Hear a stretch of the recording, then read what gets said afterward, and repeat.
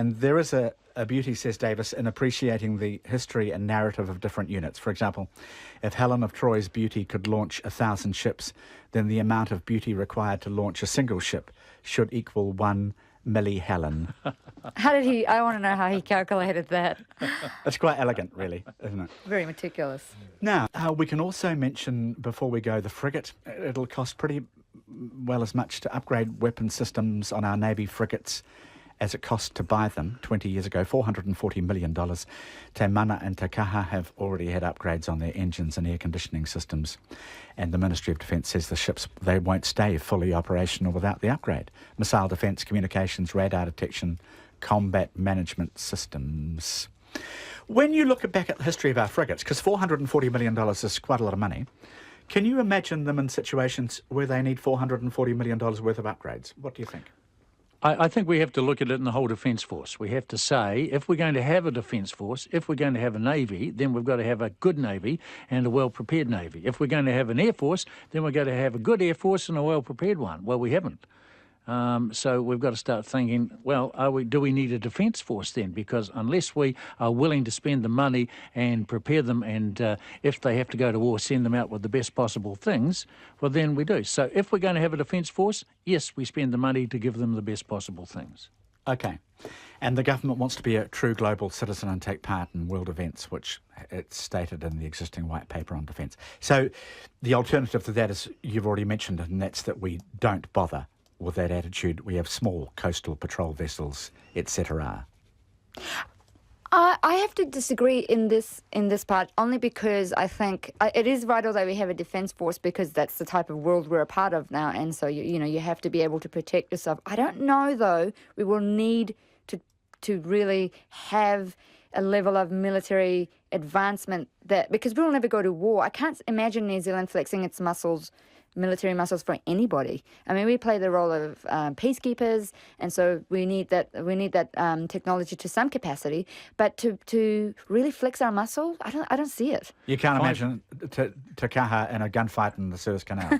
No, I can't. I really can't. But 5 years ago, when the earthquake struck Christchurch, Canterbury was in the port of Lyttelton, and we're so glad that we had a boat like that was in there that could do so many other things. Apart from, it wasn't just there for, with the guns and stuff, it had all the equipment that helped with medicines and searching and rescuing and things like that. So we don't need to have the high caliber guns, but we can have all the things needed for the peace forces or for disaster areas or things like that.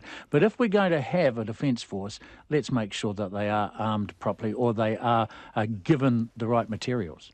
Apparently, if you're chasing Somali pirates, for example, there's apparently some smart and very costly new sensor gear that's used now that we need to have on board. So that's one of the costs. It's not just the guns and the anti-torpedo systems. I'm a bit sceptical. Before we go, something you may be less sceptical about, we should acknowledge the Nines tomorrow in Auckland. And we've had a lot of comment about why the Sevens have languished in Wellington while the Nines are flourishing in Auckland. Is it just the new kid in town, do you think? I don't know. It depends on how it's being marketed and what the kind of crowd is drawing. I don't usually go to these things. I've never really. I know they're wildly popular, but I kind of see it as where people just go get wild and get. But they're very family friendly, the Nines. But then so are the Sevens now, Barry. They've toned it down. I've said this before and I'll say it again. The reason that you don't get big crowds now quite often is the fact that the television coverage is so good. Why would you go there and be searched and screened and then have to buy a pie for $59 and a beer or something for $210, whereas you can be sitting in your lounge with a 50-inch television set, watching it all, knowing exactly what's happening. Well said. Yeah, well, the Nines have somehow overcome that problem, maybe by being so close to the fans. That's what they also do quite well. Big day-to-day Nines fan day on Aotea Square. Is Nines metric or imperial?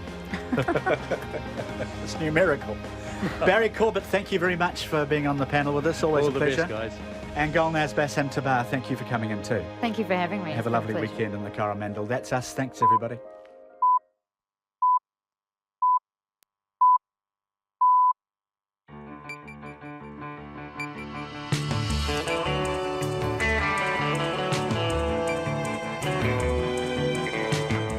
Kia ora everyone, welcome to Checkpoint with John Campbell on RNZ National. We're on the radio, screening live on Freeview Channel 50 and streaming live on the RNZ website. However you are doing so, thank you for joining us. Tonight, sovereignty, water, the TPPA and a flying sex toy. Yes, we're live at Waitangi. And Tolly on a threat to Christchurch Wind staff and an attack on her office. The former Napier City Councillor on trial for murder in Canada. And Josh Groban on music, happiness, facial hair and Donald Trump. All that and more, but first here's Katrina Batten with RNZ News. Kia ora, good evening. The Labour leader Andrew Little has made a political speech on the marae at Waitangi today, despite the Prime Minister being told he was not allowed to do so. Mr Little says the marae trustees put no restrictions on what he could talk about during the pōwhiri. Mr Key refused to go to Waitangi after being told he could not speak politically on the marae. Here's our political reporter Demelza Leslie. Andrew Little told the pōwhiri it was controversial that the government had entered into the Trans-Pacific Partnership trade agreement without consulting with Māori. He said that's not what the Treaty of Waitangi stands for. Following his speech, Mr Little said it's hard to avoid talking about political issues at Waitangi. He says the Treaty of Waitangi is political. February the 5th is a time to speak about it, and he hopes that doesn't change. From Waitangi, Demelza Leslie. Labour women MPs had to move from the front row of seating at Te Marae this afternoon after being challenged by a local kuia. Annette King and Nanaia Mahuta were sitting with other senior Labour MPs and Mr Little as the pōwhiri began. But before the karakia, the kuia stood and said the House was not in order as marae tradition dictated that only men sit in the front row. Our reporter at Waitangi says there was a short, fierce argument during which the women MPs moved back and the pōwhiri continued. A long-time Labour supporter in the north, Rudy Taylor, took the kuia to task, saying that at previous Waitangi pōwhiri, women had sat in the front row unchallenged. Earlier, a lone protester threw a sex toy at a senior government minister at Waitangi. The rubber dildo was thrown at the Economic Development Minister, Stephen Joyce, while he was talking to reporters after leaving the iwi Leaders Forum. It hit Mr Joyce in the chest and the woman yelled in an apparent reference to the TPP. We have. It's for raping our sovereignty. Oh, yes, yes. Oh, for goodness. The woman was taken away by the police, as was the sex toy. Some MPs are being advised to temporarily shut their electorate offices following attacks linked to anger against the TPP. The electorate office of the Auckland Central MP and Civil Defence Minister Nikki Kay was shut yesterday and extra security put in place. The Whakatane and Christchurch offices of government ministers Anne Tolley and Jerry Brownlee, respectively, have also been vandalised this week. Ms Kay says her staff were pretty worried when their office was attacked last week. I absolutely support people's right to peacefully protest, but obviously it's pretty upsetting when people destroy property, and in my case my electorate office was spray painted. Nikki Kay, the head of security for Parliamentary Service, says a number of electorate offices have been vandalised over the past few weeks. A 50-year-old man has been arrested following threats to security staff outside the Work and Income office in the Christchurch suburb of Linwood just before midday today. The incident caused the Ministry of Social Development to close all its Canterbury offices as a precaution when the police tried to find the man who had threatened to return with a firearm. The Acting District Commander, Peter Reid, says the police were able to speak with him on the phone and meet shortly after 1:30. Detective Superintendent Reid says no firearm was sighted by the security staff, nor was one located during a search of a residential property. The arrested man is due to appear in the Christchurch District Court on Thursday. A convicted child sex offender who didn't seek any rehabilitation while in prison and is now free will only be supervised for 6 months. Stephen Schoen, a former Gisborne music teacher, was jailed in 2008 for sex offences against his teenage students. The Corrections Department says it won't be applying for an extended supervision order, under which it would have to be possible to monitor Schoen for up to 10 years. In a hearing last month, the parole board granted the 37-year-old's release, saying it no longer considers him at undue risk to the community. Schoen has to comply with 11 special parole conditions, including electronic monitoring, a curfew, and not contacting his victims via any means, including the internet. Those conditions end in July. In sport, rookie Canterbury batsman Henry Nicholls has been named in the New Zealand cricket test squad to take on Australia this month as a replacement for the injured Ross Taylor. Seam bowler Matt Henry also returns to the test side, while injured wicketkeeper BJ Watling is bracketed with Luke Ronchi. Meanwhile, Usman Khawaja's 3-year exile from Australia's one-day side is over. He's been recalled to open the batting in place of Shaun Marsh in tomorrow's second ODI against the Black Caps in Wellington. Khawaja isn't holding any grudges over his non-selection for the series opening mauling at Eden Park. Nothing I did previously has any effect on what I do, hopefully tomorrow. The past is done. I'm feeling really good right now, but that doesn't always mean that I'm going to score runs. I'm just going to try to go out there and contribute for the team, hopefully, to get this win in the second game.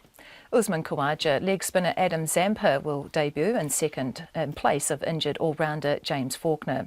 The Auckland NRL Nines begin tomorrow with local side the Warriors, again the favourites with the bookmakers. Returning playmaker Sean Johnson's quietly confident they can win on their third attempt. Yeah, always confident. There's never been no issue with talent in our squad. It's just about combining it and putting it all together. So, yeah, hopefully this is the year.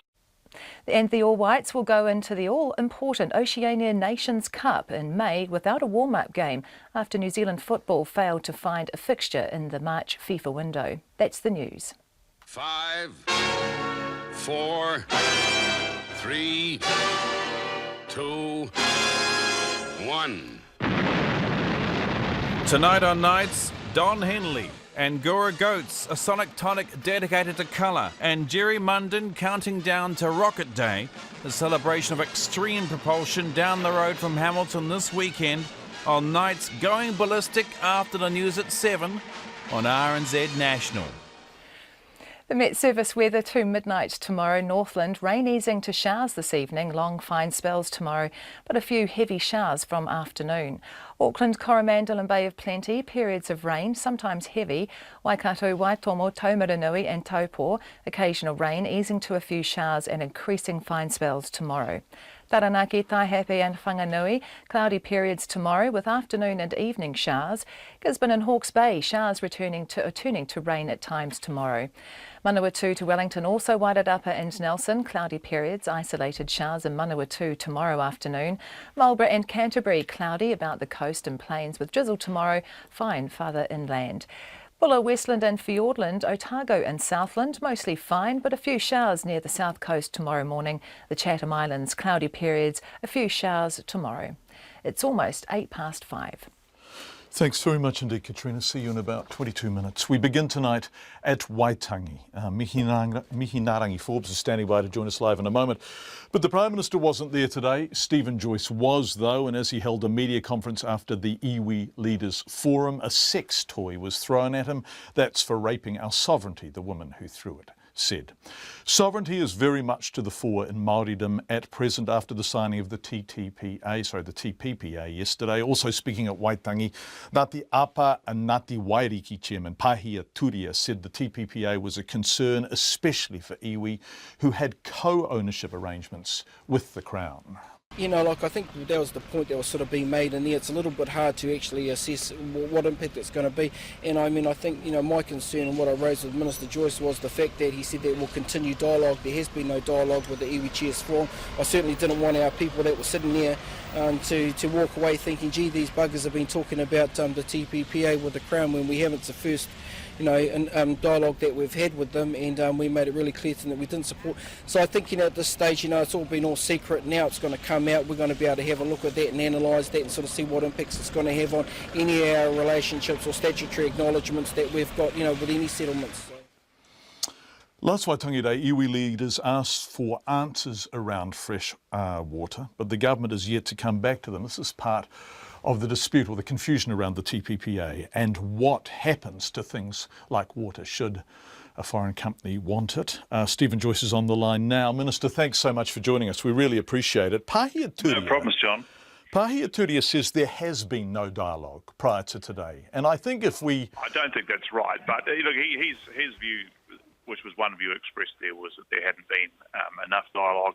I understand that, as I explained to him and others in the room, when you conduct negotiations, you don't get Okay. the opportunity Well, to have well, as either much it's dialogue. either And it's actually either through it's right, negotiations- Minister. Either it's right or it's not. So, can you cite examples of formal dialogue prior to today with iwi leaders?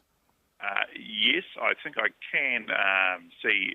There's been a couple of discussions.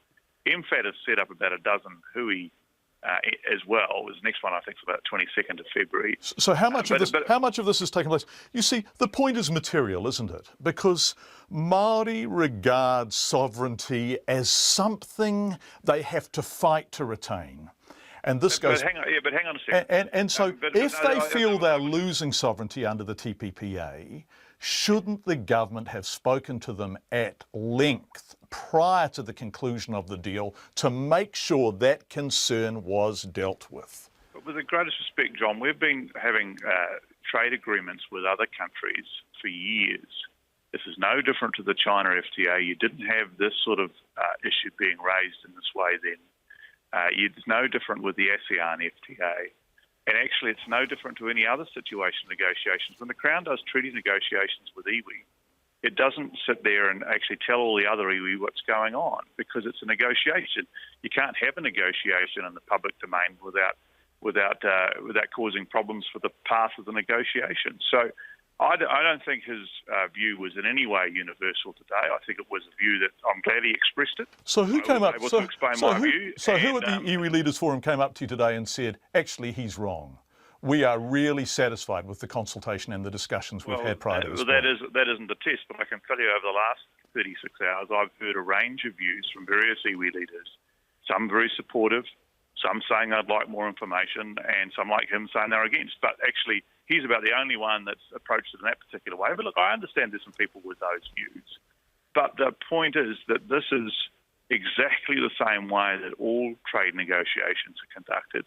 And for people, and I'm not talking about him, but people like Jane Kelsey who pop their heads up and say, oh, this is outrageous, it's unusual. Where was she in 2008 when the other government signed the China FTA? I wonder if the difference is that the disputes settlement resolution mechanism in the China FTA owed much more to conventional WTO rules. What we have now I think you're wrong there, John. They were absolutely modelled on WTO rules. What we have now is an ISDS system which is quite different, doesn't have the right of appeal, and is set aside from the courts and laws of the land. No, John, you're wrong. I'm not sorry. I know that's Jane Kelsey's view, but actually the ISDS process is remarkably similar to past deals. And look, she's entitled to it. But let's remember too, I mean, we all know that Jane would unwrap all deals. I mean, it's not like she's being a critic of this one as against others. She's been entirely consistent. And actually, which is fair enough. I mean, at least we know where Jane stands on these things. But actually, she would not have signed the China deal. She would not have signed any other deal or the Korean deal. And so she's implacably opposed. And to listen to her as the advisor, you have to remind yourself that actually she wouldn't sign any deal. Can we talk about the TPPA, right? Just this deal. And the New Zealand Māori Council. They're all in context, John. The New Zealand, yes, as every minister I speak to is. But context is good. We can't just operate without absolutely, context is good. Context today, which you might have been. Yes, I did. And Minister. I mean, I don't quite know what to make of that. I mean, I guess, I mean, let's not reduce this to an episode of Benny Hill, because. Well, I agree. But what point was she making, do you think? And do you think... I have no idea. Well, it's about a loss of sovereignty, I suppose. And did you... I mean, what's your response to that? I was amused. Genuinely. I mean, when somebody throws something like that at you, what else are you going to be? I was surprised and then amused. I don't think she got her point across. But look, people, as I say, people can protest, and they do, and of course they do. But I think, throwing things at people... is probably not the way to go about it, but it's over each to their own, I suppose. I guess the question is, what is the way to go about it? How, if you're Māori, do you get to be listened to? And I guess that's the question, because the Prime Minister's not there, Chris Finlayson's not there, you, to your credit, are there, you have a sex toy thrown at you. The balancing act is, how on earth do Māori get a say in a way that both Māori and the government find agreeable? Well, as I said today, I mean, ultimately, it's the government's job to conduct trade negotiations with other countries. I mean, that's undeniably the job of the elected government of New Zealand. It's not just about the Crown-iwi relationship, although that's important. It's about the government governing for all New Zealand. We've been very clear, I think, for 2 elections now that we're looking to sign and negotiate and sign the TPPA.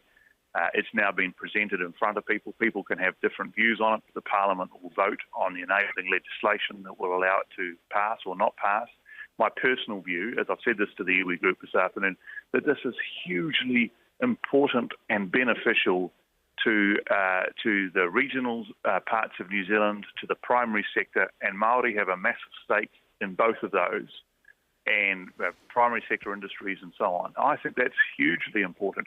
So I appreciate there's a range of views, but actually there's a pretty good process that we have. It's called democracy. It's called putting the things in front of people in Parliament, debating them and deciding whether to pass them.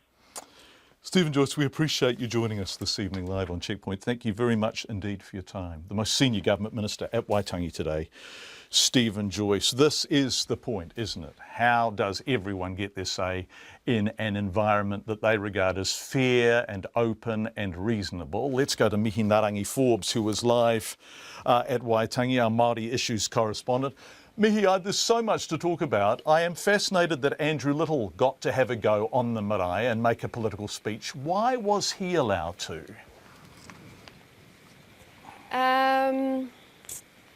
I actually don't know, and that's probably some of the confusion that's down at Te Tii Marae. We were up with the iwi leaders at that stage when he was speaking on the marae. So yeah, that's something that we'd probably have to put to the trustees, and they weren't available for any comment this afternoon. And also on a day like today, as we can see with flying sex toys, people are making it up as they go along, really, aren't they? Let's talk about the iwi leaders meeting. Is there a sense that the TPPA was signed prematurely, before the government had put satisfactory reassurances and guarantees in place for Māori? Yeah, well, those were the questions that were, we weren't able to, the media wasn't able to be in the iwi leaders forum, and we never are, but there were 10 ministers that went in there today. Stephen Joyce was the most senior minister, and every iwi leader was able to put their concerns or, you know, what they wanted to say to them, and then the ministers responded. But I know from the iwi leaders that I spoke to that they are concerned about the TPP deal. They're concerned about water rights. You know, we have a Waitangi Tribunal recommendation that says that Māori do have some property rights to water, yet the government is still saying, well, they're asking them what their line is, but the line was that no one owns the water. What does that mean for the TPP? People are asking. I talked to Piripi Davis. They're saying that, you know, they were feeling disillusioned. He's from Ngāti Whātua Ōrākei, and we know that they don't support the TPP because they came out a couple of weeks ago and said they wouldn't do the pōwhiri for it. But they're asking, what does it mean for, you know, some of their rights? And, you know, talking to Pāhia Tūria, and the minister, I heard the minister say that, you know, Pāhia was one person who expressed a view, but I mean, Pāhia Tūria has links to the Whanganui River, so, and they're looking at a co-ownership deal there, so of course they want to know what the TPP and any deals, how the impact would be on them. And, you know, as the treaty partner, we're here at Waitangi now, you'd think that there'd be some fuller consultation. Pāhia Tūria said this was the first time that they had discussed the TPP with government ministers. Now, Minister Joyce says that that's not true. I don't know who they've been meeting with, but I hadn't met anyone today who had met with him prior to this. Mihi, we're running out of time because we've got Anne Tolley standing by and she's got an appointment to get to. But just one final question. What does historical precedent mean? You're standing on that famous ground there at Waitangi where the treaty was signed in 1840, 176 years ago tomorrow, right? And so what followed the treaty, and how did that shape Māori belief in agreements like the TPPA and the Crown's ability to protect them? I think the woman who threw something at Minister Joyce today, probably her point was, you know, that they've got a concern about their sovereignty. We're here at the treaty grounds, the Treaty of Waitangi was signed in 1840. Just 4 years later, over the way there is Kororareka, Russell, Hone Heke was cutting down the flagpole because they felt like the rights of Māori were being impacted. Just 4 years after the treaty had been signed, the cutting down of the flagpole instigated the Northern Wars. We commemorated actually 175 years of Rua Pika Pika, the big fight up here just recently, and that kicked off the other land wars. So, you know, it's been a long history of the Crown saying trust us and Māori not trusting them. Mihi Narangi Forbes, thank you, and the Te Manu Kōrehi team up in Waitangi, thank you for all your work. 5:20. A threat to work and income staff in Christchurch this morning forced the closure of WINS offices right across Canterbury. A man told security staff who were posted outside the Linwood branch that he would return with a firearm. All offices in the region were closed as a precaution until police located the man, and all branches reopened this afternoon. Social Development Minister Antoli joins us now on the phone. Minister, thanks so much for joining us. Good evening. Good evening. What do we know about the man who made this threat, and why did he make it? Do we know anything? No, well, I don't know very much. I know that he threatened security staff that he'd come back with a gun. I understand they'd asked him to provide some information, and he took exception to that. But further than that, I really have no knowledge. This is very much in the context of the two workers who were killed in the Ashburton WINS office in 2014. Yes. So since that tragic shooting, Work and Income have put a zero tolerance policy in place. So zero tolerance to any threatening behaviour, and unfortunately, it happens from time to time. So we're now processing each one of those, recording them all, and of course we work closely with the police, and we do provide support for our staff because it's very frightening when your workplace is being threatened, and that tragic shooting is still very much in people's minds. What sort of disruption was there across? Was it all WINS offices in the region closed? Yes, they were until the man was located and the police gave the all clear. So we do work closely with the police, and when they assess that it's safe to continue, then the offices reopen. So it is inconvenience to people who have appointments, and we do our very best to try and deal with those people in another manner. But look, there's never any excuse for violence. There's never any excuse for threatening behaviour like this, and as I say, it's very disruptive. Oh, yeah, Minister, we could segue onto your office in a sec, but just before we go, do you know what charges have been laid, if any? No. Okay. I heard really through the media that the police have arrested the man. Yeah. I don't know any more than that. Can we talk about your electorate office in Whakatane? I think you've got 2 electorate offices because you've got one in Gisborne too, haven't you? Such as 4. 4. Well, it's a big old electorate. It is. What sort of damage was done? Fortunately, not too much, but it was a very deliberate attempt, which I think is the most sort of chilling outcome. I have a front door that has reinforced glass, and so they deliberately broke that, cut the wire in the glass. It's old-fashioned reinforced glass, and popped a couple of Molotov cocktails through. Unfortunately, I have a tiled floor, so there was nothing flammable there, and the community police patrol found it pretty soon after. Okay. What do you think about the larger point? I mean, do you have misgivings around the level of disquiet and suspicion that has greeted the signing of the TPPA? Well, there were protest marches in both in Whakatane, in Kawerau and in Gisborne. My office, they came past my offices in all of those places. And over the last couple of years, quite a number of people have talked to me about their concerns around the TPPA. But actually my electorate is one that will benefit hugely from it because we are primary producers, from wine to beef to kiwi fruit and dairy, and so the opportunity to talk through some of those issues doesn't always satisfy people's fears, but by and large I've had good support across my electorate for the signing of the TPPA. I think everyone would have much preferred that we could do it in the open, but if you have an agreement between 12 countries, you do it in secret, well then, you stick to the rules. Thank you so much. Social Development Minister Antoli joining us live on the phone. We appreciate it. 24 minutes past 5.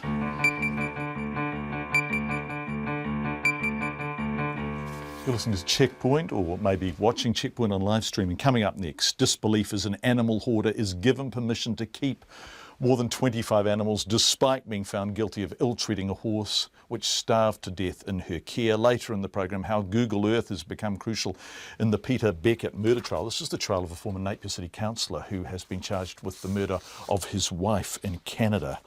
We'd love to hear from you, of course, in any way you choose. You can tweet us, you can text us, you can email us, and of course you can go to our website, Checkpoint. You'll find it on radionz.co.nz. Animal advocates are appalled a serial animal hoarder has been allowed to keep some of her many animals and fear it may only end in more tragedy. Ann Power was found guilty of ill-treating a horse which starved to death in her care. Yesterday, the Auckland District Court ruled Power was allowed to keep up to 85 animals, but the SPCA will seize at least 60 others, and she's been banned from owning any more animals for 8 years. Mohammed Hassan reports. The 32-year-old gelding, named Pip, was little more than a skeleton when it was found on Ann Power's property.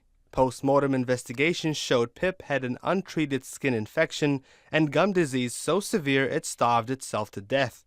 Last year, Ann Power was convicted of reckless ill-treatment of the horse, but on appeal that was downgraded, as the court believed Power genuinely thought she was caring for her animals. The SPCA Chief Executive, Andrea Midgen, says an audit is underway to find out how many animals are on Power's property and what their condition is. From a psychological perspective, we're kind of expecting the worst. So, for instance, the dogs, they're in quite small cages. From all that we know, they're in those cages for at least 23 out of every 24 hours. The court has allowed Ann Power to keep up to 4 horses, 11 cattle, 18 sheep, 4 llamas, 4 dogs, 40 birds and 4 cats on compassionate grounds. The SPCA pushed last year to have all Power's animals removed, and Andrea Midgen says she's not happy this is happening. I think that she really loves her animals and she thinks that she can take care of all the animals that she does have, but the reality is that she can't, and no one person could take care of that many animals on their own. Her view on what is required to provide care and enrichment and what have you for the animals is not the same as our view. Sue Millard helped remove some uncared for horses from Power in the past, including another that died of starvation and was left out on her lawn. The horses were in appalling condition, ranging from dead to, extremely thin and emaciated. Ms. Millard says Ann Power has money and experience with the legal system, so prosecutions are quite frustrating. She thinks the ban on owning animals won't stop her from getting more and mistreating them again. She's certainly by far the worst one that I've ever been involved with. I have had a couple of other one other case that of a similar kind of nature, but the gentleman was unwell physically. Sue Millard says the SPCA is a charity and it spent hundreds of thousands of dollars taking prosecutions against Power without being able to stop her, so it's the government who should be taking action. It's a crying shame that it can't be stopped. The law is toothless and it doesn't protect the animals in the way it should. The Ministry for Primary Industries says while it handles complaints regarding farm animals, there are a few grey areas that aren't covered, including horses kept on a lifestyle block. It says those are handled by the SPCA. Ann Power has recently relocated from Riverhead in Auckland to Whangarei. RNZ News has been unable to reach her for comment. For Checkpoint, Mohammed Hassan. Let's turn to sports news now before Katrina has the headlines. The NRL Nines will kick off in Auckland tomorrow, rain or shine, both probably, with some of Rugby League's biggest stars set to take the field. Our sports reporter Matt Chatterton caught up with a few of the players today, but I began by asking him about the Aussie cricket team. They are going through a bit of a rough patch at the moment, right up in the lead up to... Isn't that splendid? Yeah, well, I mean, as a New Zealander, yeah. With Anzac spirit, of course, and appropriate deference and affection. But, yeah, it's so good. I mean, whopping Australia is about as good as it gets in team sport, isn't it? Yeah, well, it is. I mean, look at what it was like last year at the World Cup in the rugby. It was great. But, it is going to be, I think, a different match in Wellington tomorrow. I think that they'll put up a lot more of a fight. There's no way they'll want to go down under similar circumstances. No, I couldn't agree more. Okay, the Nines this weekend in Auckland. Yes. Ticket sales somewhere in the mid to late 30,000, so there'll be a good atmosphere at Eden Park. This is Rugby League, of course, for people who don't know what the hell we're talking about. Yeah. Who are we going to look out for, Matt? Well, I mean, obviously the Warriors are the team that all the New Zealanders tend to, be following. So they're almost going into this as favourites. A lot of the teams here that were in Auckland doing the sort of media day today were sort of picking the Warriors to be the team to beat. They're just being polite, aren't they? Oh, I mean, it is hometown advantage, I suppose. But, you've got the likes of Shaun Johnson back playing, and now that he's recovered from his broken ankle, we've also got Roger Tuivasa-Sheck, who used to play for the Roosters over in Sydney. He's now joined the Warriors team. He's a very talented fullback, so he'll be one that we'll be keeping a close eye on as well. But yeah, I actually caught up with a few of the players today. In fact, I caught up with Shaun Johnson himself and Sam Thaiday, the captain of the Brisbane Broncos, to find out why they like the NRL 9 so much. And I started off by asking Shaun Johnson what his confidence levels are like going into the match. Yeah, always confident. There's never been no issue with talent in our squad. It's just about combining it and putting it all together. So, yeah, hopefully this is the year. What makes the Nine such a good, fun weekend for you guys? It's not your regular 80 minutes of football. It's a little bit of fun. Gives myself a chance to bring out all my fantastic players I have in my arsenal.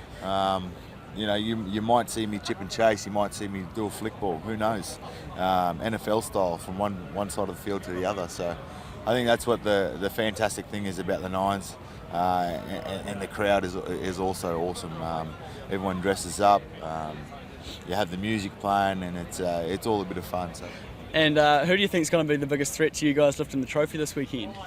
Well, we have the Warriors in our pool, and they seem to take this tournament very, very serious. It's the third year now, and they're still yet to win one. So I'm a little bit worried about them, and I'm sure they'll be doing everything they can to try and win the Nines trophy.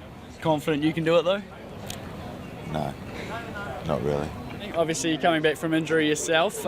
What can we expect to see out from you, I guess, this weekend? Are we going to see the Shaun Johnson that we're used to? There's going to be no stepping, no speed, simply catch and pass all weekend. So that was Shaun Johnson, the captain of the Warriors we heard there, and Sam Thaiday from the Brisbane Broncos. A couple of cheeky fellas, as you could tell. By so you began and ended with Shaun Johnson. For people who aren't watching and don't know this Thaiday character, he's a big unit, isn't he? He is. He's been around for quite a while. I mean, he's played in State of Origin now for, a number of years. I can't even think back how far he's been playing. And he's a real stalwart in Queensland. And, yeah, he's quite a recognisable face. Big man. I mean, getting out of that beanbag was a bit of a challenge for him, I must tell you. We're sitting in beanbags for those on radio who didn't see it. So, he's a very, very, very nice fella too. Thoroughly engaging and delightful. For a big boy from Queensland. Indeed. Yeah. Nimble. Okay, let's talk about what else is on this weekend. So we've got the Phoenix are playing? Yes, the Phoenix are playing Perth Glory in Wellington at 5 p.m. on Sunday. And also at 5 p.m. up here in Auckland at the North Shore Event Centre, we have the Breakers playing the Cairns Taipans. So there's actually quite a lot of sport on this weekend. And once again, the Breakers have to win that. Well, the Phoenix have to win as well. Yeah. Everyone has to win to make these playoffs. You know what I'm excited about too? It doesn't matter a jot, but it's Lima Sopawanga playing Dan Carter in an exhibition game somewhere up in Asia. Is it Tokyo or Hong Kong? I don't even know where it is. Yeah, it's in Hong Kong. Oh, wow. Yeah, so I rate Sopawanga. I think he is the business. Passing on the torch, you think? I don't know. Yeah, we'll see how it goes. It promises to be a great game. I mean, you've got Dan Carter's racing Metro. They're playing the Highlanders, who are, of course, the Super Rugby champions. Both teams have a number of All Blacks in them, past All Blacks in racing Metro. You've got the likes of Joe Rokithoko, Chris Marsoe, Ben Tamiafuna, never played for the All Blacks, but he's also playing up there. So there's going to be quite a mixture of New Zealanders taking part in Hong Kong.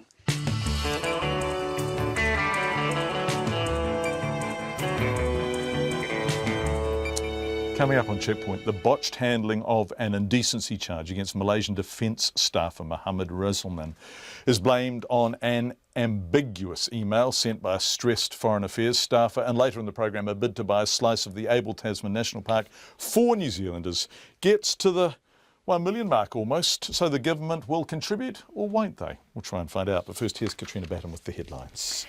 The Labour leader Andrew Little has made a political speech on the marae at Waitangi today, despite the Prime Minister being told he was not allowed to do so.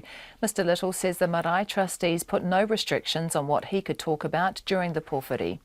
However, his speech followed an incident in which Labour women MPs had to move from the front row of seating at Te Te Marae after being challenged by a local kuia. Annette King in the Naya Mahuta was sitting with other senior Labour MPs and Mr Little as the pōwhiri began, but moved back after the challenge. Also at Waitangi today, a lone protester has thrown a rubber sex toy at a senior government minister. The woman threw the object at the Economic Development Minister, Stephen Joyce, while he was talking to reporters after leaving the iwi Leaders Forum. Some MPs are being advised to temporarily shut their electorate offices following attacks linked to anger against the TPP. The electorate office of the Auckland Central MP and Civil Defence Minister Nikki Kay was shut yesterday and extra security put in place. A 50-year-old man has been arrested following threats to security staff outside the Work and Income Office of the Christchurch suburb of Linwood just before midday today. The incident caused the Ministry of Social Development to close all its Canterbury offices as a precaution, while the police tried to find the man who had threatened to return with a firearm. A failed Auckland property developer who stole thousands from his employer and investors spent the money on his own house, antiques and a Porsche for his wife. Peter Stewart James Lockie was today sent to jail for 3 years and 9 months after pleading guilty to 16 fraud-related charges. I'll have more news, sport and weather at 6. Thanks, Katrina. Let's turn to business news now with Nona Peltier. Hi, Nona. End of the week. We'll review the old markets, but let's look forward. Company reporting season coming up. Absolutely, yes. We're having our New Zealand's corporate reporting season gets underway next week. And we're looking at 50 companies reporting over the next few weeks. So it's a big period. 50 companies. About 6 of them are in the top 10. So we've got some large ones starting up. And next week we start with Sky City. And we already know that they got those high rollers going on. And so people with good results often give us a little tease in advance of the formal report, right? Not necessarily. Some with bad results also give us a bit of a teaser, mostly because they have to advise the market if they have a material change from what people might expect. So we've seen Hallenstein Glassen come out today with a less than positive outlook there on their bottom line. Their sales were fairly steady, but they said competition and that fluctuating New Zealand dollar has put a squeeze on their profit margins. So, yeah, it's been a bit tough for them. Who are the big ones next week? Who are we going to see first of all? Well, we've just got 2 next week. We've got Sky City and we've got Michael Hill, both of which are expected to give us pretty positive results. And then the following week, we've got Fletcher Building. And then as we move through, we've got days where we've got so many companies reporting we don't have enough hands to make it work. Fletcher Building are fascinating, aren't they? We talked about them earlier in the week. They're spending at the moment, aren't they? Well, conservatively, I would say they spent up large on Higgins, but it's been a long time since they spent like that. So, and I think it might be a while before we see that again, although who could say. Anyway, look, the NZX Top 50 Index was little change today. It ended up about 0.25%, and that was just at the end because it was hovering around really no change at all. That's 16 points up to 6,154. Now, the dollar is trading around 67 US cents and 93 cents Australian. So that's up on that finished up today. Well, that's only because the US dollar is struggling, and it's going to continue to struggle until later today in New York when they release the jobs data. That's what everyone's watching, and everybody's cautious at the moment, which is a bit of a breather for Asia, I think. Nona Peltier, great week in business. Thank you so much for your excellent and informative reporting on it. Nona Peltier, our senior Auckland business reporter. 5:38. The kind of uncertainty Nona and Giles have spoken about so much in the past 3 weeks doesn't just stem from slowing growth in China, falling oil prices, tensions in the Middle East and a sluggish American economy. It also goes back to those economic collapses in Europe and in Greece, the consequences of crippling national debt while not getting the same international media coverage it was are still playing out. Nathan Frandino from Reuters reports on protests against the pension reforms called for by their international creditors. Violence has broken out again in Athens. Clashes between police and protesters angry at government pension reforms erupted throughout the city on a day when many other Greeks were staying at home, marking the country's second nationwide walkout in a year. The protests had begun peacefully as thousands demanded an end to austerity. The government says pension reforms are needed to meet the demands of international creditors, but the message on these signs and from protesters is clear. Our lives and our future do not fit with their measures. These measures cannot be borne. How can people shoulder this pension burden? It's just not possible. With 40 years of work, I get a pension of 740 euros per month. That's why they should be hanged at the square. We should hang them today. The angry backlash is piling pressure on leftist Prime Minister Alexis Tsipras. He was elected a year ago promising to end austerity, but gave in under the threat of expulsion from the Eurozone. With the reforms threatening to cut pension spending and increase Social Security contributions, the public anger is expected to grow. That report from Reuters. The botched handling of an indecency charge against a Malaysian defence attaché has been blamed on an ambiguous email sent by a stressed Foreign Affairs staffer. The confusion led to Mohammed Rizalman returning to Malaysia after appearing in court, but before facing trial for the indecent assault of Wellington woman Tanya Billingsley. He eventually returned after a protracted diplomatic wrangle. To explain, here's Eric Frickberg. For Mohammed Rizalman, the case is over. He's on home detention, facing a $5,000 reparations bill. But for the Ministry of Foreign Affairs and Trade, the arguments have lingered on. The question was, why was Rizalman allowed to return to Malaysia despite facing a serious criminal charge? The answer, in a review written by a former head of the Treasury, John Whitehead, was not complimentary. This case has had very serious effects. In the first place, the woman who had suffered traumatically was left with the impression that she would not see justice done. Ministers were seriously embarrassed, and staff had their reputations put publicly at risk. Relations with Malaysia could also have been in danger. The early stages of this case involved a series of flip-flops. Rizalman did not have diplomatic immunity, then he did. Then Foreign Affairs sought a waiver of that immunity, then that was declined. At the heart of this confusion was an email from Foreign Affairs containing what the Whitehead inquiry saw as a fatal ambiguity. If Rizalman were to complete his posting prior to May 30th and return to Malaysia with his family, that would be the end of the matter. The Whitehead inquiry says the end of the matter was intended to refer solely to a particular court fixture, but it was misinterpreted by the Malaysians as indicating Rizalman was free to go, a problem compounded because no other Foreign Affairs staffer was copied into the email, so no one had the chance to correct it. The Minister of Foreign Affairs, Murray McCulley, welcomes the report and says it highlights exactly what went wrong.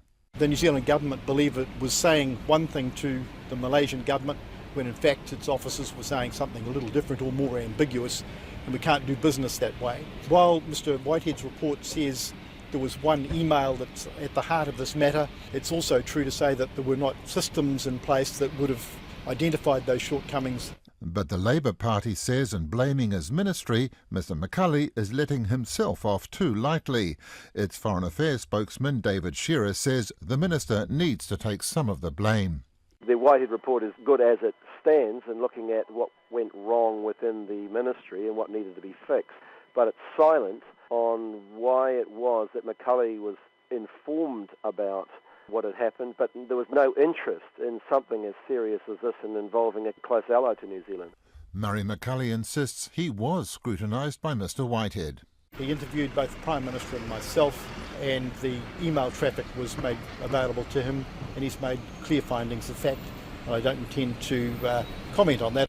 Meanwhile, the head of Foreign Affairs, Brooke Barrington, says his department has apologised unreservedly to the government and to Tanya Billingsley. He concedes not enough attention was paid to the interests of the victim, but he says there was no evidence that anyone in the ministry sought to circumvent proper processes. He says several procedures have been tightened up, especially regarding email traffic. The writer of the offending email no longer works for the ministry. For Checkpoint, Eric Frickberg. A failed Auckland property developer forged the signatures of his wife and friends as part of his fraud offending, described by a judge as sophisticated and premeditated. Today, Peter Stewart James Lockie was jailed for 3 years and 9 months when he appeared at the Auckland District Court for sentencing. Our Auckland court reporter Edward Gay was there, and he's sitting beside me in the studio now. Welcome, Eddie. Lovely to see you. Fraud started when he was CEO of a property development company. That's right. He was paid good money in this position as well, $20,000 per month. But that didn't stop him stealing from this company. He actually used the company's money to pay his own IRD tax bill and that of companies that he controlled. He also used company money to pay for work on his home in Kohimarama, and including $12,000 he spent on an antique table. And he also went on to fool business associates, and when that failed, he went back to one of these business associates to get more money on a promised real estate deal, which also fell over. Okay, so he was collecting the money, he was spending it, including on a Porsche for his wife? That's right. Well, yeah, this came out in court today that in submitting these documents for finance for this Porsche, he submitted documents to say that his wife was earning $5,000 a month. These documents were in his wife's name with his wife's signature. She later told authorities not her signature. The Porsche was later repossessed because Lockie couldn't keep up on the payments. In all, he caused $400,000 in losses to his victims. Okay, and his remorse was conspicuous by its absence. Am I overstating the case there? Well, Judge Rob Renane came to that conclusion. He said that, in effect, Lockie blamed his victims for the loss, that he described Lockie actually as self-centred and arrogant in what he told the probation report writer. There was a claim by Lockie that to this report writer that he would have defended these charges had he had the time and the means, and Judge Renane summed that up as deluded and wrong. He described Lockie's offending as highly sophisticated and premeditated. Lockie's bankrupt and he's on a benefit, but that aside, Judge Renane said that Lockie must pay $40,000 to his victims. That's about 10% of the losses that he caused. And 3 years and 9 months inside. Thank you very much, Edward Gay. Nice to see you, Eddie. Thank you very much indeed. 5:46, a silent hikoi is followed in the footsteps of prisoners taken during the sacking of Parihaka in 1881, marking the start of Waitangi commemorations in New Plymouth today. I took my children to Parihaka last year. It's very moving. About 150 people traced the prisoners' march from the police stables where they'd been held and past the courthouse, which still stands in the same place. Our Taranaki reporter Robin Martin went along on today's Walk of Peace. The rumble of passing traffic was all there was to hear as the Walk for Peace made its way through New Plymouth streets in a solemn and contemplative silence. A spokeswoman for organisers, Tūtama Wahine o Taranaki, Narupi Cameron, says the walk had reclaimed a sacred space from Taranaki's past, but was tinged with sadness. Well, I suppose we can't talk about having a silent contemplative walk without revisiting the history of Taranaki in relation to a peaceful resistance movement and the price that we have paid for that peaceful resistance movement. Naropi Cameron says as well as promoting peace and tolerance, the contemplative walk also offered an opportunity for people to think about the true meaning of the Treaty of Waitangi. It is a commemorative and it should be a reflective space where people should actually do a bit more about educating themselves about they are being partners to a treaty with Indigenous people and what that actually means. It means how can we get you to the table? How can we get your creativity into this table to help development? As part of the commemorations, Tūtama Wahine, which is a kaupapa Māori social services agency, was presented with a korowai artwork from the Gavette Brewster Gallery.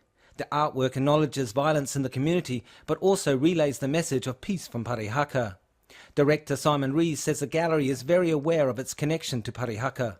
The Gavette Brewster sits on the site of Queen Street where prisoners from Parihaka were walked to the courthouse. So being almost Waitangi Day, it sort of was a very peaceful hikoi past the site of a historical trauma, turning the corner into the future and a new sense of collaboration. But for Moi Waiatere, the significance of today's hikoi is far more personal. There are no words but tears for that for me. I just feel sad about that happened and that was the place where they stood they were judged and they were bad men. I suppose I just think about my grandfathers, my great ancestors and all the men in that time. Official Waitangi Day celebrations in Taranaki will be held at the Pukeawiki Landing in New Plymouth and at the Pai Pai in the Park in Patia tomorrow. For Checkpoint, Robin Martin.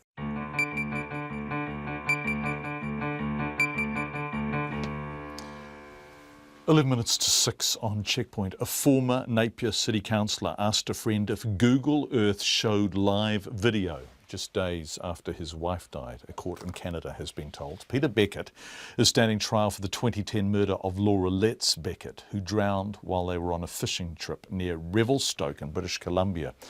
A friend of the Beckett's, Rob Hawkins, has taken the stand today where he has reported some unusual behaviour from the former councillor in the days after his wife's death. Now, the trial is taking place in Kamloops, a British Columbia city of about 90,000 people. And updating us on the trial, we're joined by Tim Petrak from the Kamloops This Week newspaper. Tim, welcome back to the program. We spoke to you on day one of the trial. How's the Crown case gone since then? Hey, John. Yeah, thanks for having me back. The Crown case has gone pretty seamlessly, it seems. They're actually a little bit ahead of schedule.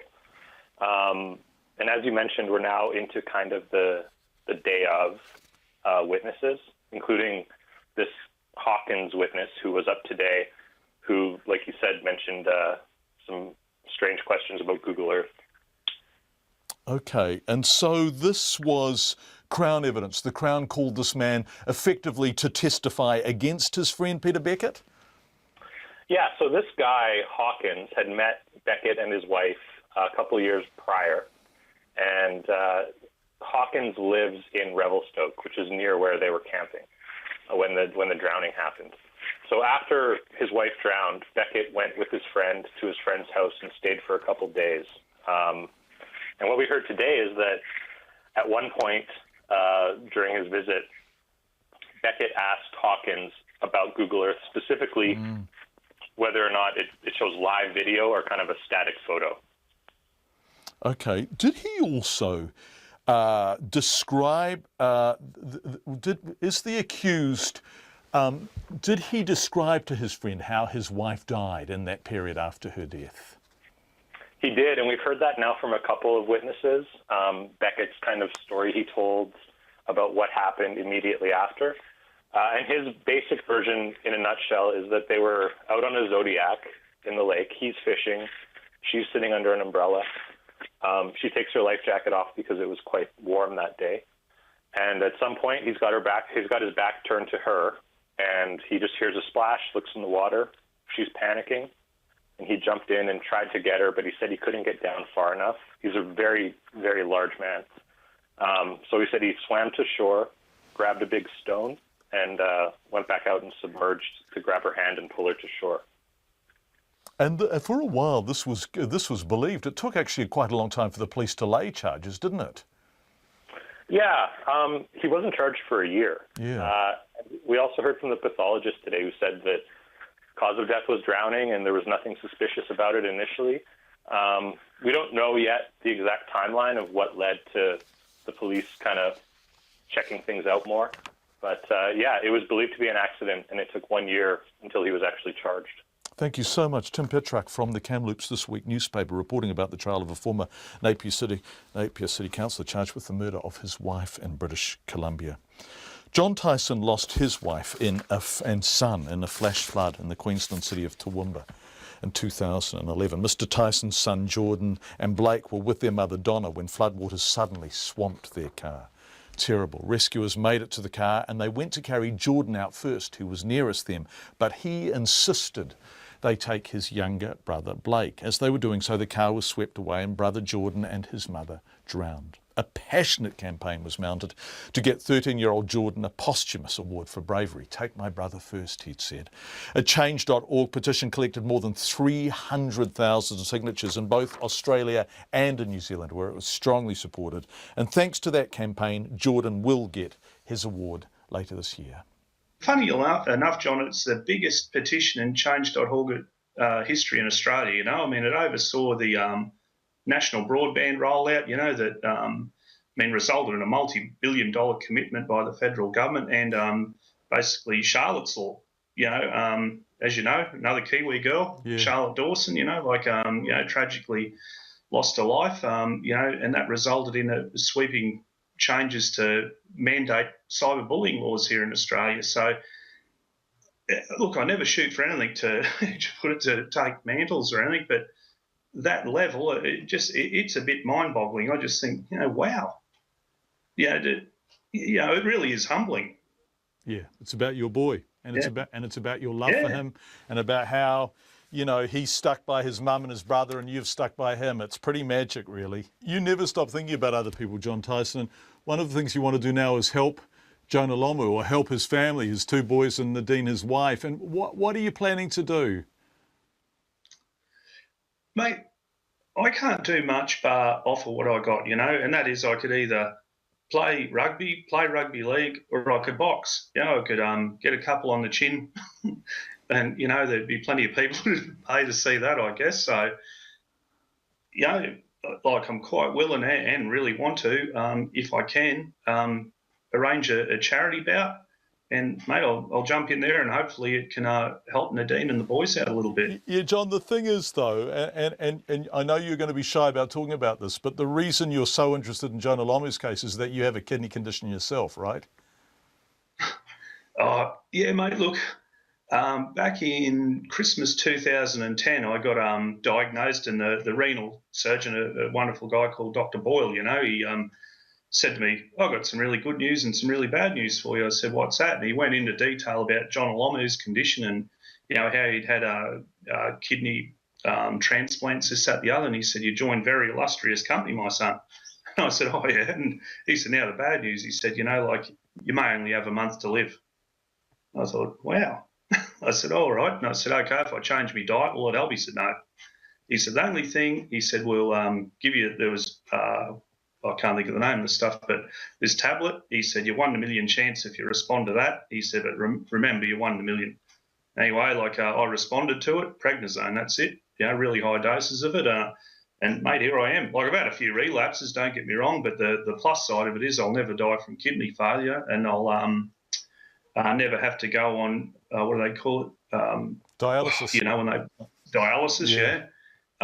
But, I still occasionally, I have relapses, but yeah, I was given a second chance, mate, but I always somehow, because he spoke at great length about John Lomu, and I could never get him off my mind.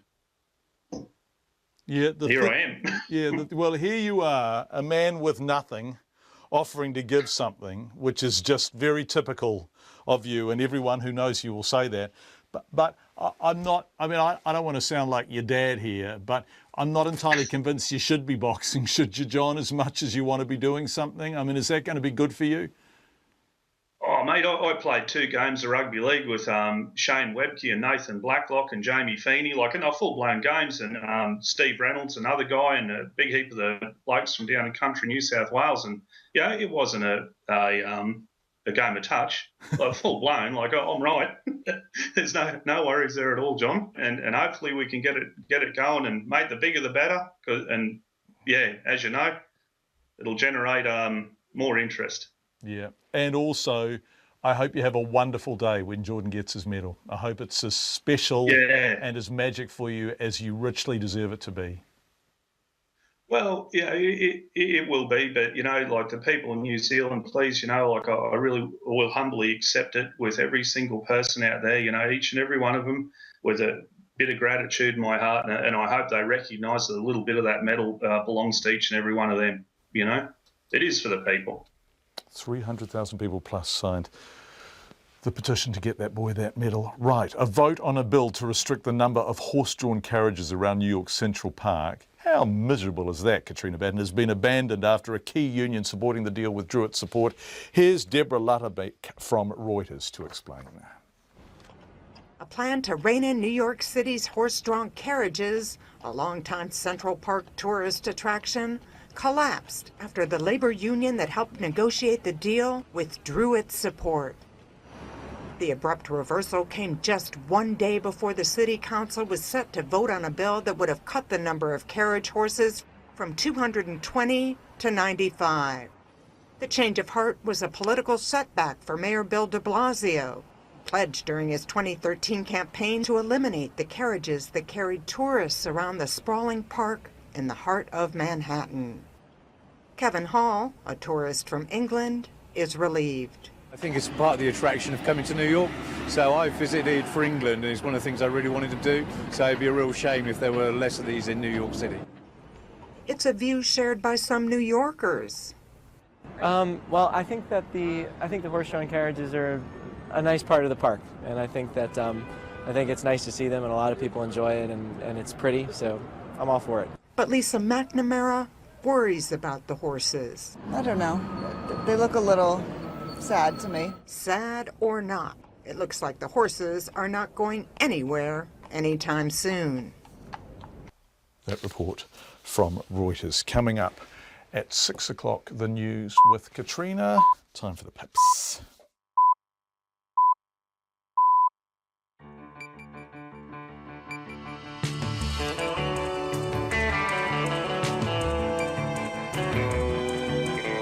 Kia ora everyone, you are listening to Checkpoint on RNZ National. Lovely to have you with us. Coming up in the next half hour before World Watch Waitangi politics, we go to Demelza up at Waitangi. Working families shut out of Auckland's rental market, the really high cost of living in the city.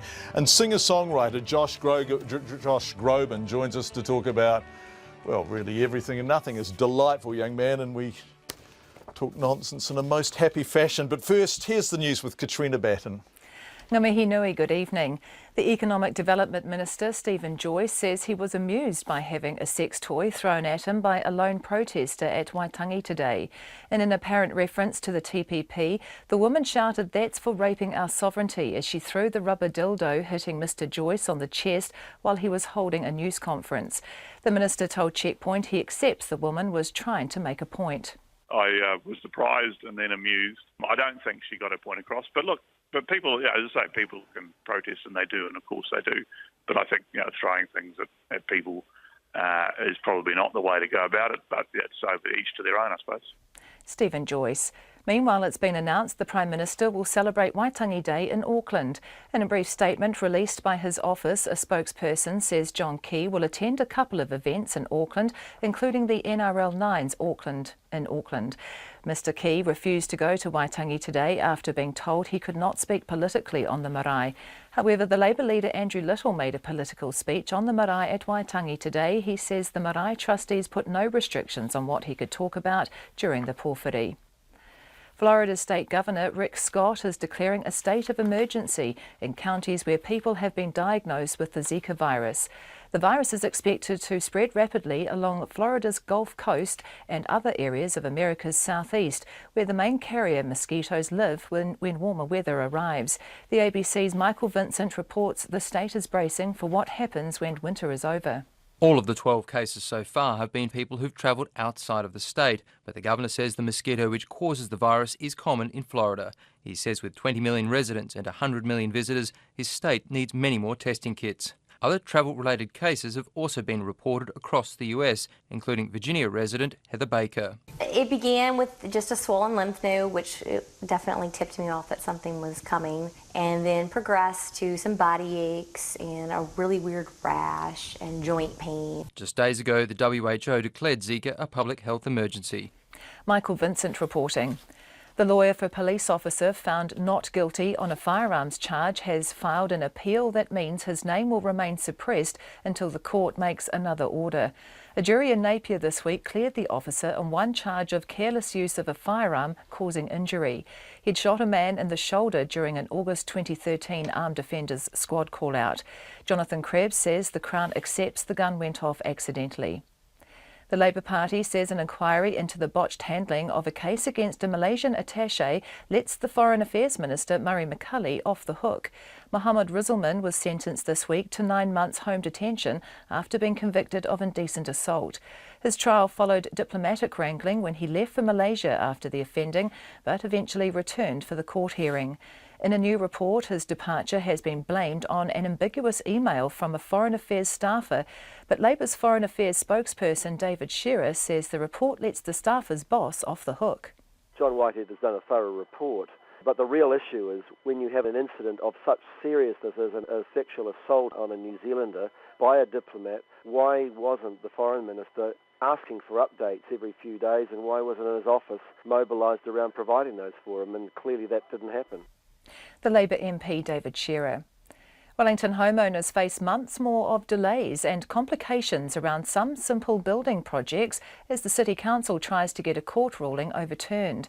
It asked the High Court today if it could continue the appeal started by a Roseneath homeowner but now dropped. He had been ordered to take down a child's fort built right on his neighbour's boundary, and he still has to do that. But the wider implications are more constraints on what people can build without a consent, especially on sloping sections. The council says a dozen projects, just one of which covers 20 new homes, face having to get consent or resource consent if last year's Environment Court ruling stands. The court reserved its decision. The main entrance to Christchurch Hospital has been closed since panes of glass fell from its canopy this afternoon. The Canterbury District Health Board Chief Executive David Mates says a pane shattered and fell without warning. He says no one was injured, but for now, the main entrance for the public will be via Christchurch Women's Hospital.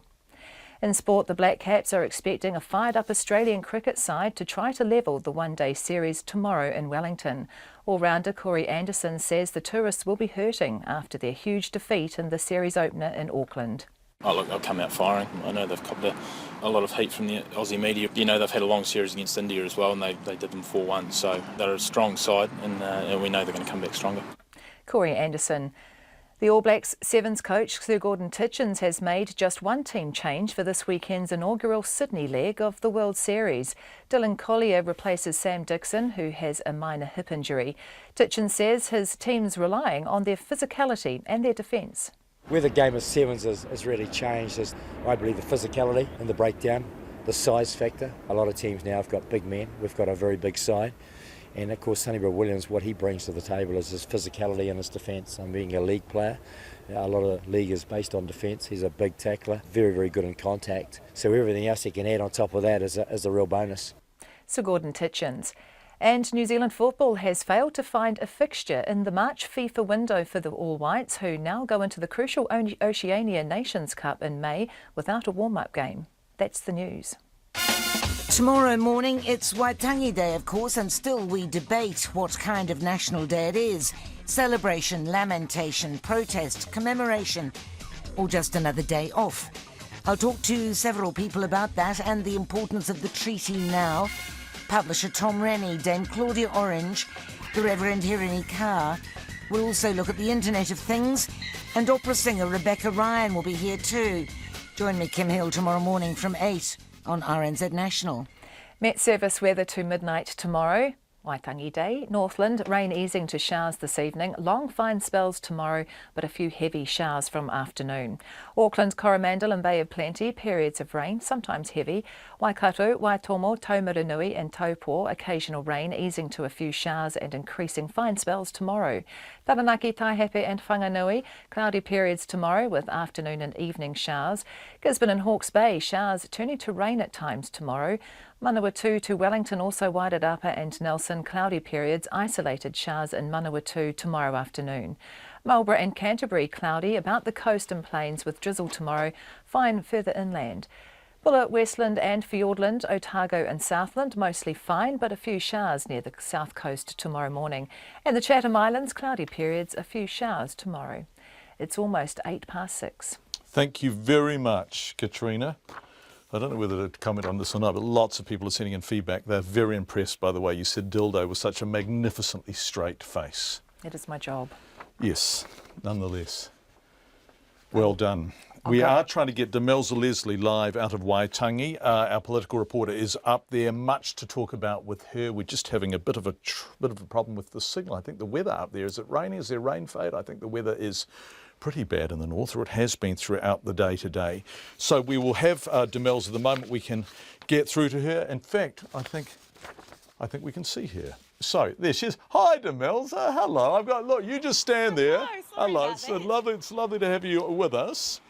Look, we all know Stephen Joyce got hit by a sex toy. It was all on for young and old. Actually, it wasn't really. It was relatively subdued, really, because John Key wasn't there, Chris Finlayson wasn't there, the weather was abysmal. Let's talk about the day from your point of view, and I'd love to start with Andrew Little. How come he was allowed to talk about politics on the marae when John Key had been told he couldn't? Well, Andrew Little was given no directive as to what he could or couldn't say on the marae. He was given no restrictions, as opposed to John Key, obviously, who was told he wasn't allowed to make a political speech. So in the end, he wasn't allowed to make a speech at all. So Andrew Little could say what he wanted, and so he didn't. His speech wasn't highly political, but he did touch upon the TPP, and he also, mentioned how the government had a commitment under the Treaty of Waitangi to consult with Māori, and it hadn't. So he made a couple of those points about that. And when I spoke to him afterwards, he said, look, Waitangi is a political event. You can't talk about the Treaty of Waitangi, you can't talk about a number of issues facing Māori without it being political. So he said there's no way of avoiding the subject, and his advice actually to the Prime Minister was that he should have come today, he should have spoken on the marae regardless, and he said what he wanted to say, because at the end of the day, he said the day before Waitangi Day is a day for debate. It's a day to discuss these things, and he said John Key should have been here to actually have that debate with those on the marae. Right, Demelza, instead John Key is going to be elsewhere. You've got the details of his plans, and once you've told us those, can you tell us whether or not you think this marks the end of Waitangi for John Key? Will he be back there? Well, obviously, because John Key wasn't here today, none of his government ministers were here today. None of them were welcomed onto the marae, and nor will John Key be here tomorrow for the dawn ceremony at Waitangi, and he won't be making his traditional leader's speech either. So instead, John Key's going to go into the Rugby League. He's going to go to the Auckland Nines instead tomorrow. So, a completely different day for him. I'm not quite sure what it means for the future. John Key hasn't ruled out coming back, but he wants to make sure that Māori trustees have the same respect for him as he has for them. So he wants it, if he comes on the marae, he wants to be able to talk freely and talk about what he wants, and have it quid pro quo with those on the marae. So I think the door is still open. It just depends, I suppose, on what the marae chooses to do. Winston Peters, the New Zealand First Leader, said to me today that he's spoken to a number of Ngāpuhi elder who've regretted what's happened this week about the fact that John Key did not come today. But that's not all of them. So I think that you'll find that those Māori trustees are still quite divided over what's happened today about John Key's non-appearance. So I'm not sure that this, knowing Waitangi and events that happen here, it's likely to still be an issue this time next year as well. Demelza Leslie, thank you so much. Demelza Leslie live from Waitangi. Lots of feedback coming in on this subject. Just going to read a couple out. Daggett says, all joking aside, I think the government could have been way more transparent in presenting TPP to public. Shame.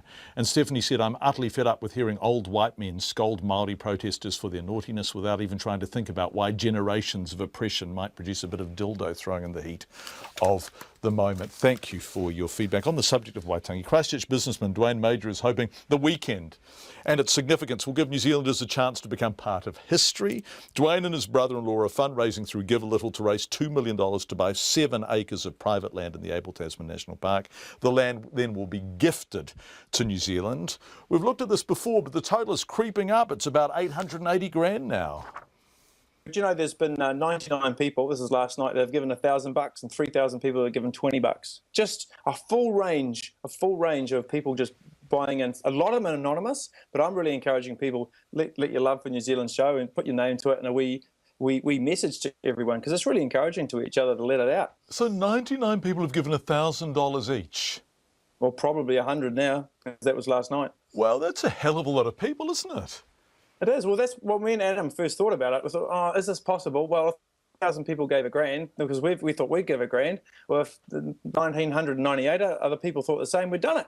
So, or was it, to do the maths down to 400 and 500, but it's been probably more encouraging seeing that the 10 and the 5s and the 20s but the messages that come through are very special. Some people put the dollar figure there, and it's cool if they don't, or they don't, or they do. But just getting everyone out like this, it's pretty amazing. I hope all people get a chance to do it, because there is the possibility people mean to, and we pull this off and they miss out. So I'd really like to see people's names and affirmations of the kind of New Zealand we want to live in and be part of. Yeah, it's lovely over Waitangi Day also that we think about the value of our land and what it means to us, right? I think that's this is an important New Zealand discussion. You have been talking to the Minister, the Conservation Minister, Maggie Barry. Is that are formal talks taking place? Where are you at with that?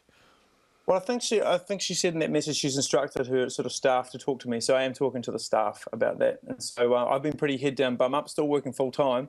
So I'm doing things like this are a real priority for me at the moment, because I want to encourage the average person to click and not miss out. And it's totally within our realm. So when it comes to the higher officials and all that, no, I'm talking to some of her staff members at the moment. Okay, and your hope is that they will match dollar for dollar what these thousands of people have put in? My hope is that they can do what they can, but I don't think this campaign relies on them. That's my idealist. I'd love it if we just knocked it out of the park ourselves. But I think it would be nice if they chipped in. But I don't want to twist anyone's arm or force any sort of agenda on that one. But, it does send a statement. As we pledge one by one, it sends a statement about the kind of way we want to look after our country and the way we want to share it. And I think the best sort of statement to the government or to companies and to whoever is just to keep on doing those 5, 10s, 20s, thousands, whatever. Wouldn't it be great if we knocked off for 1 million pretty soon? And that's the best sort of political statement we could make. For me, I said right at the start, it's not about actually the political dimensions. Right now, it's for action. There's an opportunity for people like me and Adam to put our money where our mouth is. And we've had a lot of banter, a lot of talk about a lot of things lately. And this is just so positive and constructive and uniting. And so, yeah, I suppose my focus, I know there will come a time to talk shop with the various people in the various places. But right now, especially over Waitangi weekend, just the average person to be able to hear about this and jump on, give a little, or give their cash to a friend who can, and just join in. I'm hoping it's fun for people, but as I mentioned to you earlier, it's a bit like a telethon, and I think that's a cool experience for us to share. Well, this afternoon, Mihi Forbes spoke to Conservation Minister Maggie Barry, who was at Waitangi. I'm in detailed discussions at the moment, and the Department of Conservation is, about ways in which we could assist. As I said the other day, sometimes when the Crown's involved, it pushes the price up. We're very careful about that. We are looking carefully at what we can usefully contribute. As I said the other day, I congratulate the people who organise this, and I think that it's a sensational idea. I think it could be something that we can also look at in the future, because to me it speaks of people wanting to have a say in the future. What I can contribute immediately, and what I've guaranteed, is that we would look to put it into National Park so it would be protected in perpetuity.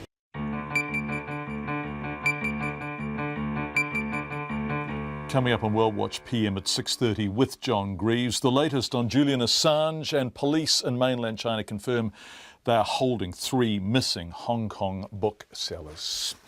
Working families say rental prices in Auckland are so severe they've had no option but to live with their children in drafty, cold garages or on the floors of overcrowded homes for years on end. They just say that's despite having jobs and accommodation supplement benefits. It just doesn't cover the rent and bills, and even if they're not turned away from Housing New Zealand, there aren't enough state homes for them. Some are lucky and get into emergency housing, which is constantly full. But they've shared their experiences with RNZ reporter Lauren Baker. How it all began. We were both working and it was going very well. It was like going really good until our car broke down. And then not having the savings to fix the car that we had at the time, and it needed like $2,000 worth of work.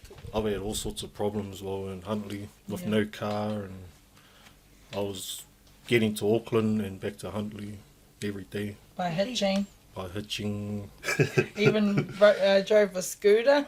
Yeah, I rode a scooter yeah. to Auckland from Huntly. What happened from there that you moved into a house with family? We decided to get off a benefit and do it the right way, because that's what you're supposed to do. Yeah, we ended up in a financial rut because his job ended up having reduced income, cutting hours. It is a house in New Zealand. It was a house in New Zealand. We couldn't even really afford to pay board at that time because his income was still reduced. It was pretty not good because it was too small. And then we ended up sleeping on the floor. Yeah, we paid the most amount. And we paid the most board in the house. We slept on the floor on a little mattress. Me, my wife, and my daughter. Yeah. We soon got sick of that. The issue was we didn't have enough money for bond. We didn't have enough money, and I was worried about my credit. I mean, I went to a few houses and I overheard the landlords say to other people who were viewing the house they didn't want kids.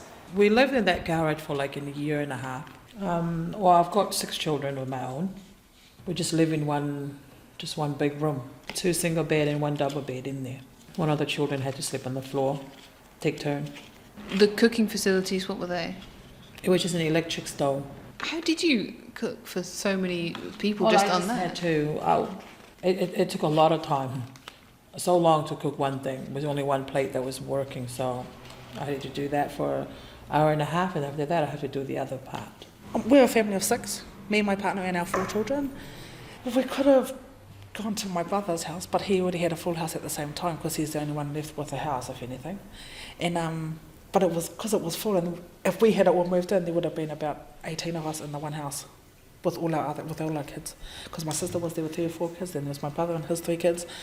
My 2 uncles were there, my mum was there, my 2 other brothers were there. I got 2 daughters.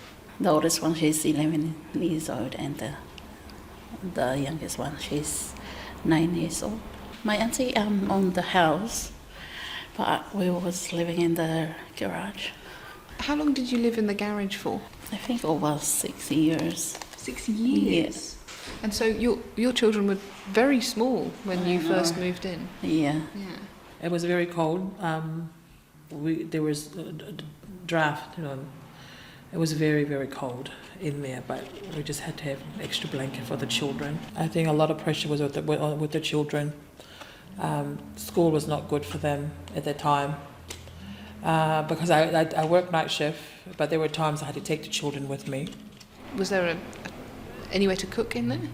No, we used our auntie's, even the toilets and bathroom, things like that. Yeah, we used the same.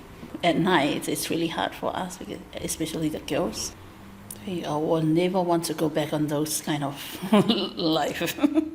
That was RNZ reporter Lauren Baker speaking to families who've been or are on the brink of homelessness. Now you can hear more from them on Insight with Lauren and those people just after the 8 o'clock news on Sunday morning on RNZ National. Insight, 8 o'clock Sunday morning. American singer Josh Groban is one of the best-selling musicians of the century, megastar. He'll soon be back hosting a very special evening with Josh Groban in Auckland in April this year. I spoke to him earlier. He's a delightful man, but I discovered he was doing a day of interviews. I've only been doing them for like the last hour and 15 minutes. So my coffee is still coursing through my veins. I haven't hit the crash yet, and you're still getting primo grade A Groban right now. Oh, we're absolutely delighted. Me too. I just have a sense that you are very happy to be on the planet. Well, I mean, shouldn't we all be? My goodness. I mean, at some point, let's face it, we're all going to be living on another planet, so we might as well just enjoy, our time here while we have it. But I'm very lucky. I'm very blessed, and I get to see the entire planet. Which what a cool job. Yeah, right. Let's plug the show. The part of the planet you're going to be seeing on April 30th is Vector Arena in Auckland, right? You're bringing the choir and the orchestra. That choir, they're pretty great. They are great. It's going to be a lot of musicians, a lot of local musicians on stage. That venue is really awesome. It's been a very kind of good luck venue for me. We've had some really fun shows there. I've seen some great shows there. I have stepped in puke just only a couple of times on my way back to my hotel. Yep. But it's a wonderful spot of this planet. And my guess is that was puke from people really excited about seeing you.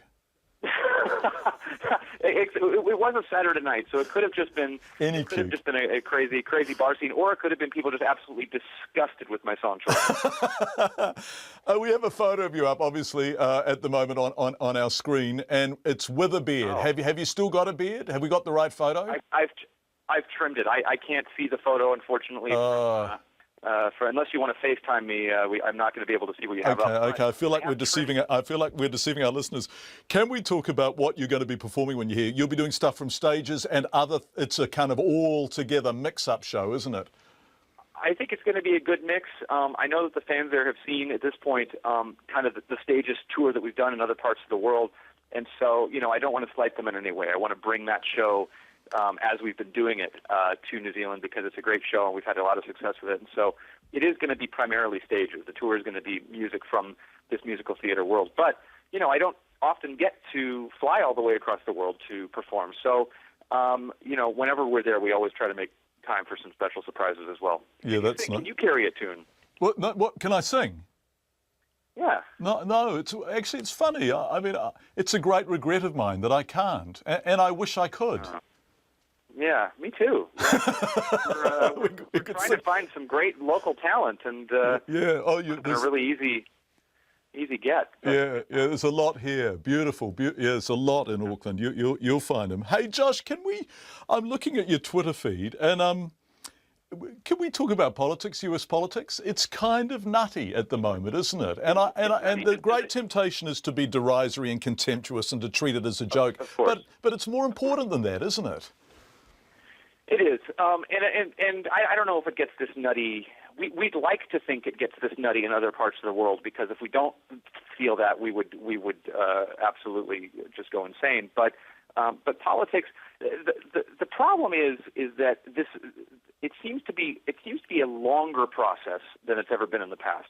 Our primary elections aren't for a pretty long ways away, and so what winds up happening at this stage in the game is that all the political pundits, all the cable news, all the media, they're basically running the game right now. So it really is whoever is the squeakiest wheel, whoever is the loudest, whoever says the weirdest soundbite basically gets all the attention right now. And I think that once it gets close, once voters really start to understand that their vote will matter, I think it's going to settle down a little bit.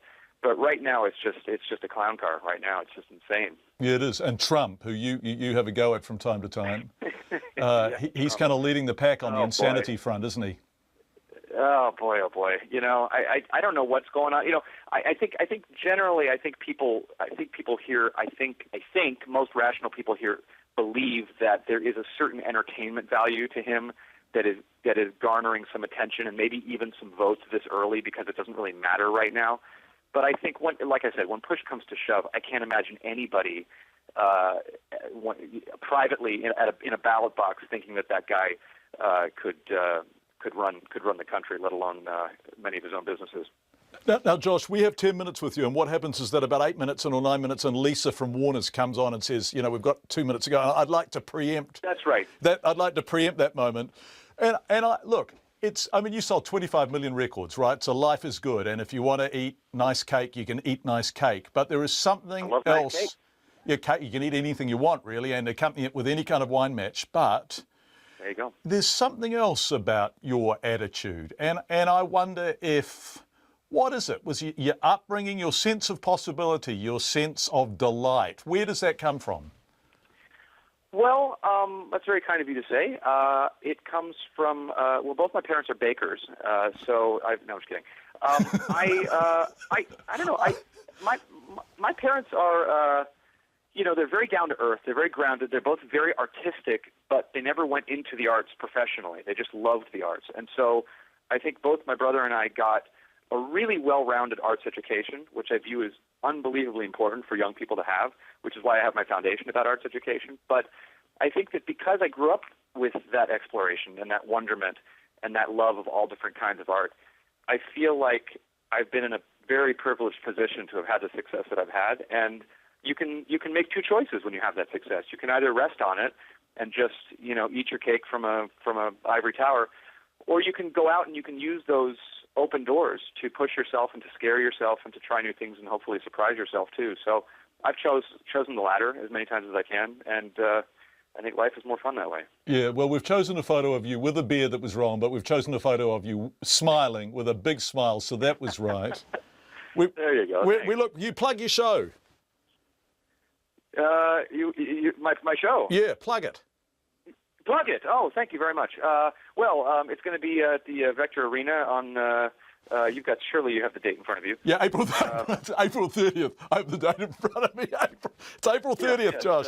We'll pretend that hasn't happened. So start again. Say. April 30th. Listen, I forget my own birthday. Yes, April 30th will be at the Vector Arena, and it's going to be a celebration of these great songs of the musical theater that I grew up with. Wonderful local orchestra, local choir. Perhaps I can get you drunk enough to sing a duet with me, and it's going to be just a really special night. We've always had a really good time there, and glad to be back. We really look forward to seeing you, Josh. Josh, we're a news and current affairs show, right? So we don't play music. So nor should you. You want us? You don't want to just quietly sing us out, do you, for 15 seconds? Why? Listen, if you don't play music, why start now? Listen, I don't want to get you in trouble with the higher ups, truly. But I do appreciate all the pictures. You show pictures. We stream. We live stream. We're magnificent. We're very 21st century. Yeah. Oh, man, I can't. I hopefully come to see you guys in person. You guys sound like a lot of fun. Okay, thanks, Josh. Really lovely to talk to you. Goodbye. Josh Groban, ending our program for the week. On behalf of Pip, Catherine, Jeremy, Claire, Natasha, Bob, everyone who works on the show, thank you for listening. Here's World Watch. You're listening to RNZ National, where it's 6:30.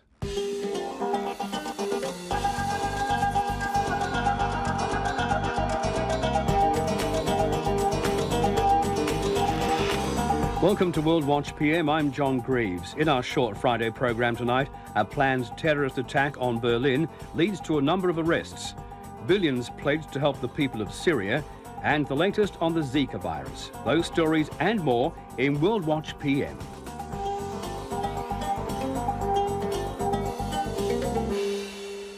World leaders have promised to provide more than $10 billion to victims of Syria's civil war at a major meeting in London.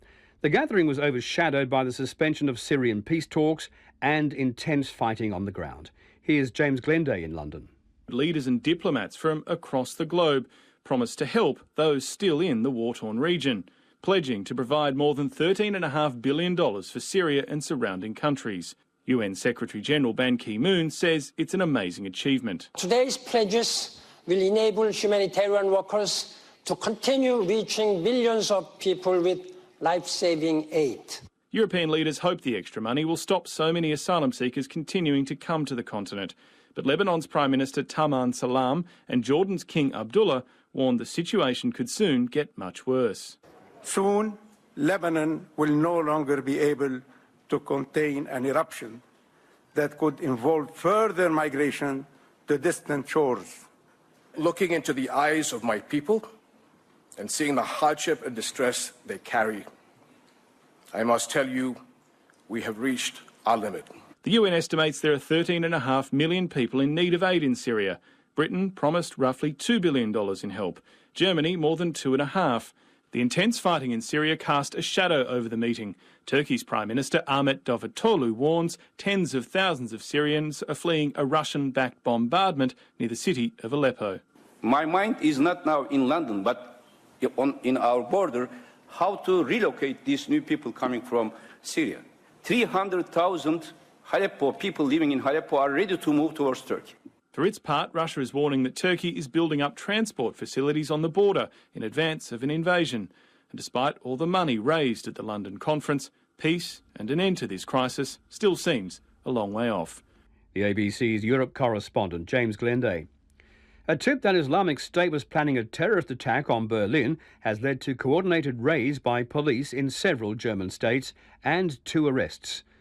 A Berlin police spokesman, Stefan Redlich, says 4 Algerian nationals are being investigated over a possible threat to state security.